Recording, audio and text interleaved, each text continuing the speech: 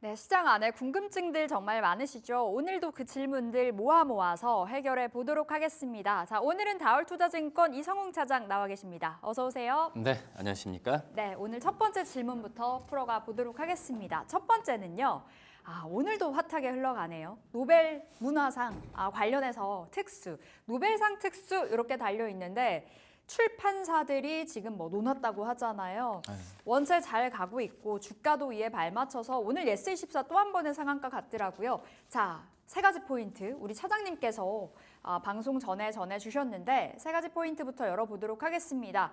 자, 노벨상 특수, 노벨상 효과, 출판 관련주 급등 랠리 보여주고 있는데 아무래도 도서 판매량이 급증을 하고 있다 보니 실적 개선에 대한 기대감 가져가고 있고요. 탑픽으로는 예스24 결국의 대장으로 좀 바라보시네요. 자, 하나씩 볼까요? 출판 관련주 급등, 단기적인 시세는 좀 이어질 거라고 보시죠. 그쵸, 우선 좀 시장 자체가 약간 좀 테마에 목말라 있는 시장은 좀 맞는 것 같아요. 네. 그렇기 때문에 우선 지금 뭐 거시적으로 본다고 하더라도 이제 통화 정책이나 여러 가지 변해서 유동성이 들어올 수 있을 만한 여건은 맞거든요. 예. 근데 이제 이 우리나라 어떤 수출주 특히 뭐 삼성전자나 이런 대표적인 기업들에 대한 이 어떻게 보면 피크아웃에 대한 얘기가 좀 나와주고 있기 때문에 이 단기적으로 이제 약간 그 테마적인 그런 종목들에 대한 수급적인 부분이 좀 들어올 가능성이 있는 게 바로 이제 시장이라 볼 수 있겠는데, 네. 근데 그만큼 이제 노벨상에 대한 어떤 이 이슈 같은 경우에는 굉장히 큰 이슈 같아요. 근데 앞서서 말씀드렸다시피 테마는 맞는 것 같아요. 왜냐하면은 이 어떻게 보면 노벨상 효과로 인해서 갑자기 실적과 연결되는 부분은 지켜봐야 되는 건 맞기 때문에 네. 테마라는 게 그렇잖아요. 뭐 말 자체가 실체가 없는 거기 때문에 이 어떤 이 테마적인 부분에 있어서 이 출판 관련주들이 상승 여력을 좀 보일 가능성은 있다라고 좀 생각이 되고 있고, 그다음에 도서 판매량 증가는 뭐 지금 뉴스를 뭐 주말에 보면 거의 마비 상태가 뭐 되는 상황이기 때문에 실적 개선에 대한 기대감이 지금 현재 있는 상황이고 그 부분이 주가에 좀 선반영되는 그런 과정으로 가고 있기 때문에 우선 출판주들의 단기적인 랠리는 저는 가능할 가능성이 분명히 있다라고 지금 생각이 되고 있고요. 근데 이제 탑픽은 이제 S24라고 좀 말씀을 드렸는데 괜찮아요. 지난 금요일에도 상하니까 오늘도 개장 직후에 상하니까 직행을 했는데 사실 신규 진입은 많지는 않았을 것 같고 뭐 보유자들은 대박이 터진 거잖아요. 지금 그죠. 예스24. 저는 그래서 이제 이 매매 관점에서 보면은 네. 보유자 영역이라고 좀 생각이 되고 있고, 보유자 영역. 네. 왜냐하면은 예스24도 그렇지만은 한강과 관련해서 뭐 지금 출판 관련주들이 많이 가고 있지만 직접적인 연관은 솔직히 없다라고 보면 사실 되거든요. 밀리의 서재도 뭐 한강 작가의 작품은 없다 뭐 이런 이슈도 있더라고요. 그렇죠. 그렇기 때문에 제가 그래서 테마라는 부분을 조심스럽게 말씀을 드린 이유가 바로 이런 부분이거든요. 네.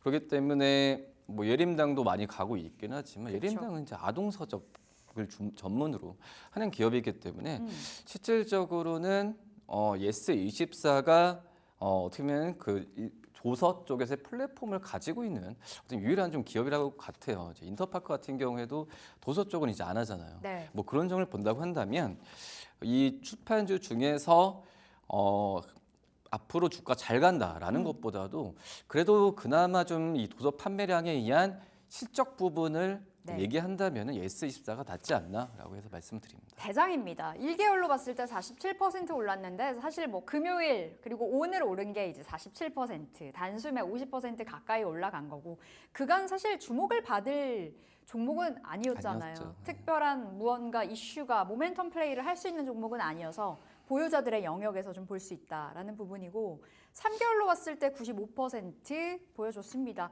그래도 뭐 엄청 주가의 흐름이 나쁘지는 않았던 것 같고 참 차트 열고 보면 좀 바닥권에서 움직였던 종목은 맞죠? 그러니까 S24가 상반기 때, 그러니까 그 3분기 때 실적이 좋았어요. 그 전에 이제 몇 년 동안에 이 적자를 하다가 네. 올해 상반기 때 실적이 좋았는데, 근데 이게 도서 쪽이 아니라는 거죠. 예. 이 S24 같은 경우도 마찬가지지만 이 출판 관련주들이 다른 사업 쪽에 많이 진출하거든요. 네. 상반기 때 실적이 좋았던 것도 이제 엔터 쪽에서의 공연 수익이나 이런 부분이 좋았었거든요. 그렇기 때문에 지금 도서 쪽에서의 실적에 대한 부분을 예스24가 또 갖고 간다고 한다면은 네. 물론 이제 유동성 문제나 이런 부분도 좀 얘기를 하고 있긴 하지만 제가 봤을 때는 단기적으로 출판 관련주 중에서는 랠리 부분이 예스24가 좀 나올 가능성이 있지 않을까라고 생각됩니다. 알겠습니다. 이렇게 노벨 문학상 관련해서 좀 최근에 굉장히 핫하기 때문에 오늘 첫 번째 질문으로 다뤄봤고요. 두 번째 질문 넘어가 보겠습니다. 자, 두 번째, 금리 인하, 건설주 호재로 연결될까라는 부분인데 지난 금요일 이 시간에 이제 한국은행 금통위에서 금리 인하가 단행이 됐습니다. 그렇다고 해서 시장이 엄청나게 살아나지는 못했더라고요. 금요일 마감가 보니까요. 근데 건설주로의 호재가 최근 뭐 좀 이야기가 되고 있습니다만 주가에 그렇게 반영이 뚜렷하게 되는 것 같지는 않아서 좀 아쉽기도 하거든요. 세 가지 포인트 열어보겠습니다. 자, 금리 인하는 건설주에게 호재일까? 주택 공급 확대가 이미 좀 선반영된 자리라고 보시는 것 같고 실적에 대한 우려가 있고 원가율 상승이 있기 때문에 좀 제한적으로 움직일 거다라는 평가네요. 탑픽은 삼성물산 주셨고요. 자, 건설주 어떤 시각이세요? 우선 뭐 지난주에 이제 금리 인하로 인해서 건설주들에 대한 상승세에 대한 기대감이 좀 컸었는데 생각보다는 좀 미진했거든요. 네.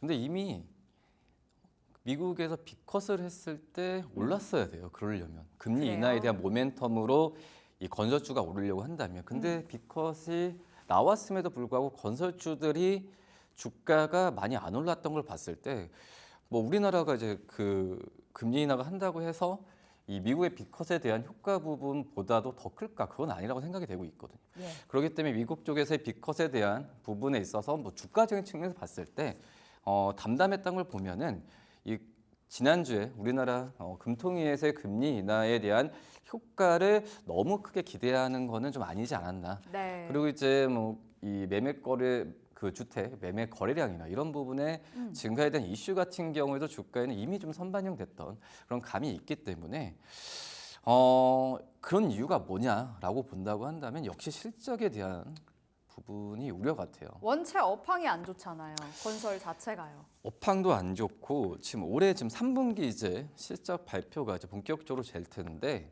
3분기 때 우리나라 이 건설주들의 빅5 업체들 중에서 네. 작년 3분기 대비해서 실적이 증가하는 업체들이 많이 없어요. 그러니까 유일하게 좀 GS건설만 좀 영업이익에 대한 증가가 좀 예상이 되고 있는데 그만큼 이제 실적 대비해서 뭐 실적에 대한 퍼포먼스가 좀 네. 나오는 상황에서 이 주가가 가면은 이런 금리 인하나 여러 가지 부분은 어떤 주가를 가는 부분에 있어서 이 원동력이 될 텐데 그런 부분이 좀 안 되고 있는 네. 그런 상황이라고 좀 볼 수 있겠고요.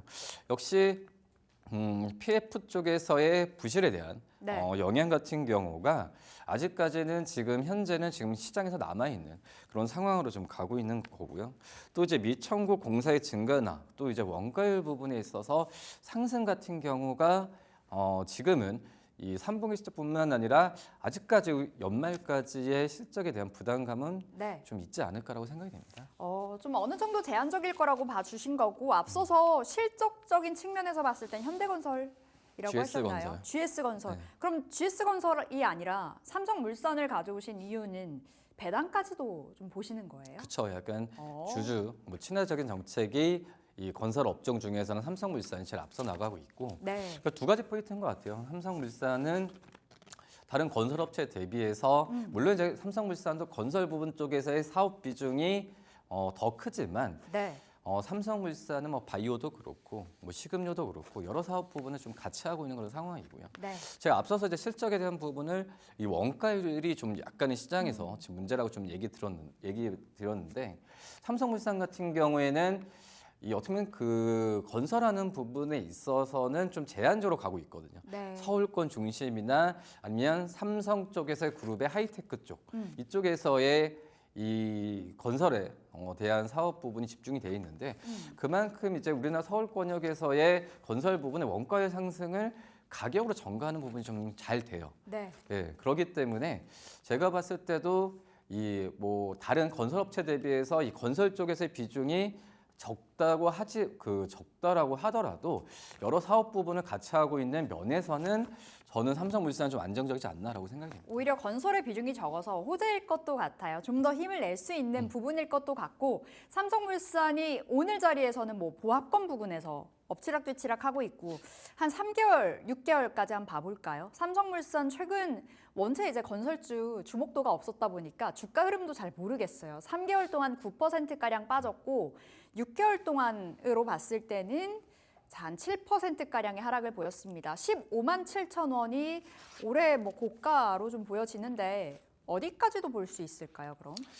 우선 지금 자리가 들어가기는 정말 편안한 자리라고 좀 생각이 되고 있고요. 뭐 삼성바이오로즈 주가도 많이 오르고 있는데 아직 덜 반영된 느낌도 많이 있는 것 같아요. 네. 뭐 그렇기 때문에 좀 큰 어떤 긴 호흡으로 들어가야 되는 게 맞다라고 좀 생각이 되고 있고, 예.